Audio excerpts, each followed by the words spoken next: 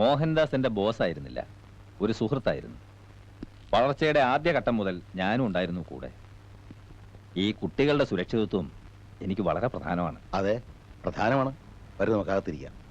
വരട്ടെ. താങ്കൾ ആർമിയിലായിരുന്നു എന്നല്ലേ പറഞ്ഞത്? മിസ്റ്റർ കുര്യച്ചൻ, നിങ്ങളും എന്നെ ചോദ്യം ചെയ്യാൻ പുറപ്പെട്ടിരിക്കുകയാണോ? ഇതുപോലുള്ള ചോദ്യങ്ങൾ ഒത്തിരി ഇവിടെ ചോദിച്ചു കഴിഞ്ഞു. അനന്തം വക്കീലും ഈ കുട്ടികളുടെ അമ്മാവനും ഒക്കെ. എന്തിന് ഇവര് ഇപ്പോഴും എന്നെ സംശയത്തോടെയാണ് നോക്കുന്നത്? ഞങ്ങൾക്കൊരു സംശയമില്ല മുത്തച്ഛ. ഈ ഫിസിക്കൽ ടോർച്ചറിങ് എത്ര വേണമെങ്കിലും സഹിക്കാം. ബർമയിലെ തടവറകളിൽ ഞാൻ കുറെ അധികം സഹിച്ചത്. പക്ഷേ ഈ മെന്റൽ ടോർച്ചറിങ് ഉണ്ടല്ലോ, ഒട്ടും സഹിക്കാൻ പറ്റില്ല. ഒരു തട്ടിപ്പുകാരനെ ഒരിക്കലും തോൽപ്പിക്കാൻ പറ്റില്ലെന്ന് കുര്യച്ചൻ മനസ്സിലാക്കണം. ഇതുപോലുള്ള ചോദ്യശരങ്ങളെ നേരിടാൻ തയ്യാറെടുത്തിട്ടായിരിക്കുമല്ലോ അയാൾ വരിക. എന്നെ നിങ്ങൾക്ക് എത്ര വേണമെങ്കിലും ടോർച്ചർ ചെയ്യാം. എന്താണ് അറിയേണ്ടത്? അല്ലെങ്കിൽ ഞാൻ തന്നെ പറയാം. ഞാൻ ആർമിയിലായിരുന്നു, ജമ്മുവിൽ, കേണൽ മൽഹോത്രയുടെ റെജിമെന്റിൽ. പരമവീരേക്കരം നേടിയ മൽഹോത്രയെ കുറിച്ച് കേട്ടിട്ടുണ്ടായിരിക്കും. 62-ലെ വാറിന് ഞാൻ സിയാച്ചിൻ മേഖലയിലായിരുന്നു. വാഹനങ്ങളും എന്തിന് ടാങ്കുകൾ പോലും തോറ്റുമടങ്ങുന്ന സിയാച്ചിൻ. വെടിയുണ്ടയേറ്റിട്ടല്ല, തണുപ്പ് കൊണ്ടാണ് അവിടെ ആളുകൾ മരിക്കുക. ഗുരുബച്ചൻ സിംഗും ബൻഷിറാമും ഞാനും ഒരുവിധം പിടിച്ചു നിന്നു. ശത്രുക്കൾക്ക് ബർമയുമായ എന്തോ രഹസ്യ ധാരണകൾ ഉണ്ടായിരുന്നു. അതിർത്തി വിസിറ്റ് ചെയ്യാൻ വന്ന ഒരു ബർമീസ് മേധാവിയെയും സംഘത്തെയും ഞങ്ങൾ പതിയിരുന്ന് ആക്രമിച്ചു. എത്ര പേർ മരിച്ചു എന്നറിയില്ല. ബൻഷിറാമും ഗുരുബച്ചൻ സിംഗും. ബോധം വീണപ്പോൾ ഞാൻ ജയിലിലായിരുന്നു. ദിവസങ്ങൾ എത്രയായെന്നോ മാസങ്ങൾ എത്രയായെന്നോ ഒരു കണക്കുമില്ല. കിടക്കുന്നത് ബർമയിലാണെന്ന് അറിഞ്ഞത് പോലും 13 വർഷങ്ങൾക്ക് ശേഷമായിരുന്നു. ഇതുവരെ ഇവിടെ ആരെയും കാണിച്ചിട്ടില്ലാത്ത ഒരു കാര്യം ഞാൻ കുര്യച്ചനെ കാണിച്ചു തരാം. അവസാനമായി ഞാൻ ഈ നാട്ടിൽ നിന്ന് പോയപ്പോ കൂടെ കൊണ്ടുപോയതാണിത്.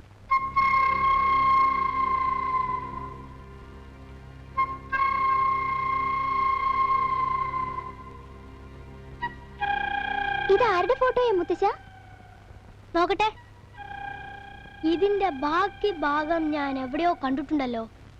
1 മിനിറ്റ്.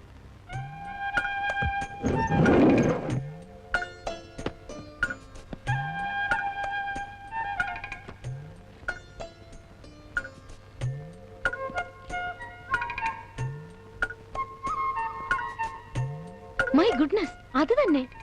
ഓ, ഇതിന്റെ ബാക്കി കഷ്ണം ഇപ്പോഴും ഇതിനകത്തുണ്ടോ? ഇതാരാണെന്നറിയാവോ മിസ്റ്റർ കുര്യച്ചൻ? എന്റെ മകൻ, ഈ കുഞ്ഞുങ്ങളുടെ അച്ഛൻ. ഇത്രയും കാലം വെയിലത്തും മഴയത്തും മഞ്ഞത്തും എന്റെ ഹൃദയത്തോട് ഞാനിത് ചേർത്ത് വെച്ചു. ഞാൻ മരിക്കാതിരുന്നത് ഇവന് വേണ്ടിയാണ്.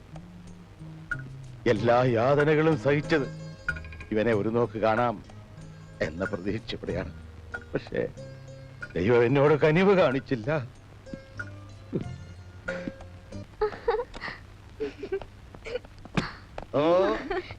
കലക്കി അങ്കിൾ, കലക്കി. അങ്കിളല്ല, മുത്തശ്ശൻ. മുത്തച്ഛൻ.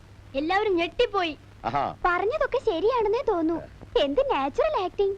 എന്നാലും ഇത്ര ബ്യൂട്ടിഫുൾ ആയി എങ്ങനെ കരയാൻ പറ്റി? അതെനിക്ക് തന്നെ അറിയാൻ പാടില്ല. പറഞ്ഞു വന്നപ്പോ പറയുന്നൊക്കെ സത്യം തോന്നുന്നു. ഈ കഥാപാത്രമായിട്ട് ജീവിക്കുക എന്നൊക്കെ കേട്ടിട്ടില്ലേ? നമ്മുടെ SI ഉണ്ടല്ലോ, പന്തം കണ്ട പെരിച്ചാഴിയെ പോലെ അതേ നിപ്പ. ഇനിയുണ്ടല്ലോ അങ്കിൾ. അങ്കിൾ അല്ലെന്നേ, മുത്തച്ഛൻ. അതെ മുത്തച്ഛ, ഒന്നും നോക്കാനില്ല. ഇനി എല്ലാരെയും ഗെറ്റ് ഔട്ട് അടിച്ചാ മതി. അതെങ്ങനെ? വക്കീലെങ്കിൽ നമ്മുടെ ഫാമിലി ഫ്രണ്ട് അല്ലേ, അങ്ങനെ ആരെയും ഹേർട്ട് ചെയ്യാൻ പാടില്ല. അത് ശരിയാ. മാത്രമല്ല, പിടിച്ചിറക്കി വിട്ടാ പിന്നെയും തിരിച്ചു വരും. ഈ റബ്ബർ പന്ത് അവർക്ക് തന്നെ തോന്നണം ഒരു പരിപ്പ് കൂടെ വേകില്ലെന്ന്. സോയ ഒഴിഞ്ഞു പോയാ പിന്നെ തിരിച്ചു വരികയില്ല. തിരിച്ചു വന്നു. സാർ, മിസ്റ്റർ ബാബുരാജിന് സാറിനോട് എന്തോ സംസാരിക്കാനുണ്ടെന്ന് പറയുന്നു. അതിനെന്താ, വരാമല്ലോ. കുറച്ചങ്ങോട്ട് മാറി നിന്ന് സംസാരിക്കാം മുത്തച്ഛ, കുറച്ച് കൂടുതൽ സംസാരിക്കാനുണ്ടേ. ആയിക്കോട്ടെ. ഞാൻ നമ്മുടെ മുത്തച്ഛനോട് കുറച്ച് കാര്യങ്ങൾ സംസാരിക്കാൻ പോവുകയാണ്. കേൾക്കണമെങ്കിൽ കേൾക്കാം.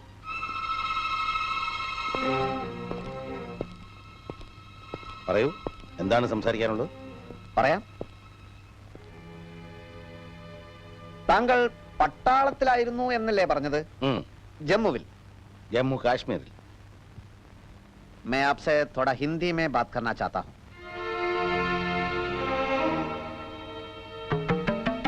हिंदी हमारा राष्ट्रभाषा है ना? जम्मू कश्मीर के बारे में कुछ बताइए। वो जगह कैसा है? शानदार है? सच बोलना चाहिए, नहीं तो नहीं बोलिए।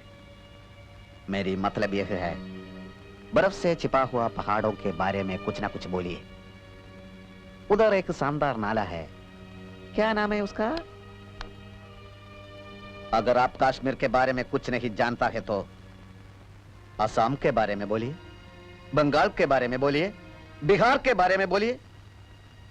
नहीं तो ये सब छोड़ के कम से कम हिंदी में एक बात तो बोलिए।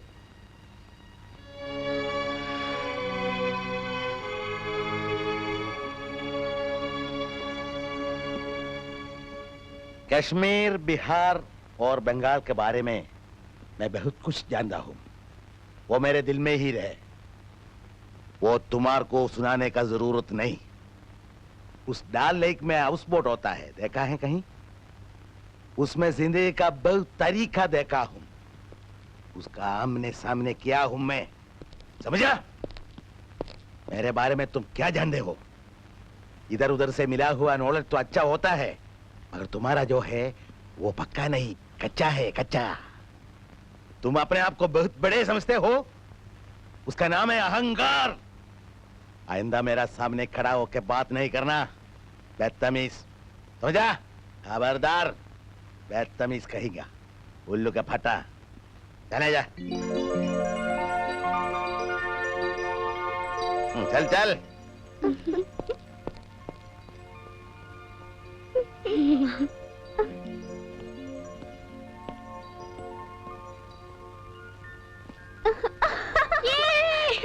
You are great, Jungle. You are genius. ഈ ഹിന്ദി എങ്ങനെ ഒപ്പിച്ചു? ഹിന്ദി പഠിക്കാൻ പട്ടാളത്തിൽ പോകണമെന്നില്ലല്ലോ, ഞാനൊരു ദേശാടനക്കാരനല്ലേ. എനിക്ക് ഹിന്ദി മാത്രമല്ല ഒരുപാട് ഭാഷകൾ അറിയാം. ഇല്ലാണ്ട് പിച്ചി പിച്ചി വേഷാലിനി నా దగ్గర పెట్టుకోవద్దు. ఇది தெலுங்கு. டேய், இந்த மாதிரி பிச்சைக்கார வேஷம் கிட்ட வச்சுக்காதே. நினைத்தா புலியே படிப்பேன், ஆனா உயிர் போனாலும் நினைக்க மாட்டேன், புரிஞ்சதா? ಇದು ತಮಿಳ್, ಇನಿ ಕನ್ನಡ. ನಿಮ್ಮ ನಾಟಕ ಏನು ನನ್ನ ಹತ್ರ ಮಾಡಬೇಡ. ನಿಮಗೆ ದುಡ್ಡು ಬೇಕಂದ್ರೆ ಹೋಗಿ ಭಿಕ್ಷೆ ಮಾಡ್ರಿ. Wonderful, Uncle. Wonderful. മനുഷ്യനായാലേ കുറച്ചൊക്കെ ആത്മാഭിമാനം വേണം. കൂടെ നിൽക്കുന്ന ഒരു തൊഴിലാളിയെ വഞ്ചിക്കാൻ നിങ്ങൾക്ക് എങ്ങനെ മനസ്സ് വന്നു മിസ്റ്റർ? ഞാൻ പറയുന്നത് താനൊന്ന് മനസ്സിലാക്കി. താനൊന്നും പറയണ്ടോ? ഡാ മുതലാളിത്തത്തിന്റെ ചെരുപ്പ് നക്കികളെ, നാണമില്ലോടാ നിങ്ങൾക്കൊക്കെ, ചതിയന്മാര്, മൂരാച്ചി. ഈ സ്ഥാപനമായിട്ട് തനിക്കിപ്പോ ഒരു ബന്ധവുമില്ല, മര്യാദയ്ക്ക് പുറത്തു പോകണം. ഞാനേ ലിയോ സീ ഫുഡ്സിനെ പ്രേമിക്കാൻ വന്നൊന്നുമല്ല. എന്റെ അനുവാദമില്ലാതെ ഒരു ലോഡ് ഇവിടുന്ന് പുറത്തേക്ക് പോകുന്നിരിക്കുന്നു, കാണണം, അതിനുവേണ്ടി വന്നതാ. അപ്പോ മര്യാദയുടെ ഭാഷ തനിക്ക് മനസ്സിലാവത്തില്ല. ഇല്ല, എന്നെ തിരിച്ചെടുക്കുന്നത് വരെ എന്നിൽ നിന്ന് ഒരു മര്യാദയും പ്രതീക്ഷിക്കണ്ട. എന്തോന്ന് കാണാൻ നിൽക്കോളൂ താൻ? സാർ, അയാളെടുത്ത തൊഴിലാളി. എവിടുത്തെ തൊഴിലാളി? ലോഡ് വെളിയിൽ പോകുന്നതിന് വല്ല തടസ്സം വന്നാലുണ്ടല്ലോ. തൊട്ട് കളിക്കണം. അപ്പൊ ഞങ്ങളുടെ എന്ത് കാര്യം? അല്ലെ സ്ഥിരപ്പെടുന്ന കാര്യം. അപ്പൊ ഇന്ന് തന്നെ അങ്ങോട്ട് സ്ഥിരപ്പെടുത്തി കളയല്ലേ? എന്റെ നെഞ്ചത്തൂടെ കേറ്റുകൊണ്ട് പോടാ. സാർ, എന്റെ ജോലികളായിരുന്നു. എന്റെ പ്രശ്നം താൻ പരിഹരിക്കണോ?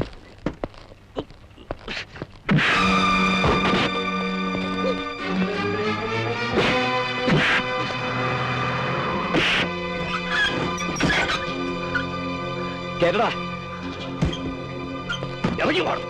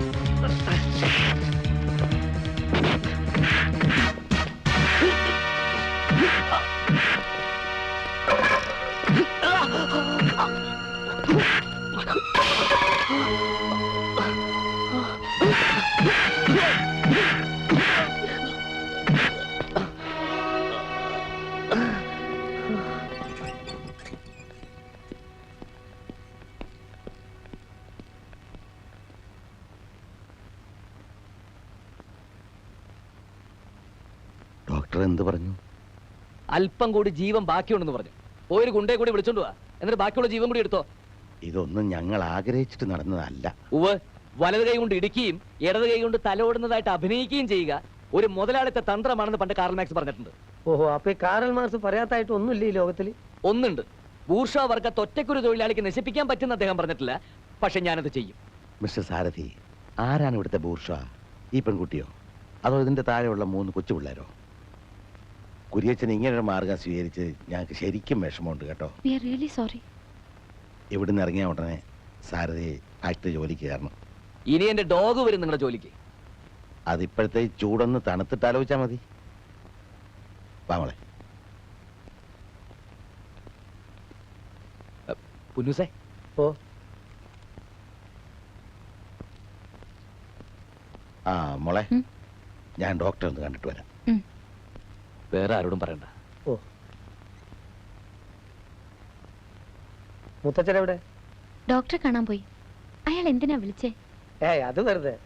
വെറുതെ? അതെ, പുന്നുസേട്ടാ, കുത്തി കുത്തി ചോദിച്ച് മോൾ എന്നെ കൊണ്ട് കൂടുതൽ നുണ പറയിപ്പിക്കരുത്. ആരോടും പറയരുതെന്ന് പാർത്ഥസാരഥി പ്രത്യേകം പറഞ്ഞതാ. അയാളുടെ ഒരു സുഹൃത്തിനോട് കുറച്ച് കാശ് വാങ്ങി ഈ മരുന്ന് മേടിച്ച് വീട്ടിലെത്തിക്കാൻ.